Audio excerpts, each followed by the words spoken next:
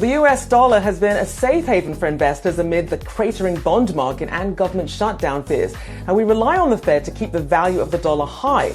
Here is what former Vice President Mike Pence had to say about how the Fed is playing that role. We've seen a strengthening dollar, and I'll just go on the record here saying it's really not the Federal Reserve's purview to enact a strong dollar policy. They have to worry about employment and inflation, and if the strong dollar happens to support that, well... Looking ahead, we have the Fed's preferred inflation gauge, PCE inflation, to look forward to on Friday. Our next guest says we have a long and winding road to the Fed's 2% inflation target. And Brian, speaking of pain, obviously you have a looming government shutdown. I think that it's not necessarily the government shutdown, because in the typical one, that would only shave off like fractions of a percentage point of GDP growth, because oftentimes what happens is people still get paid, they still consume, but then services might get disrupted only in a protracted shutdown.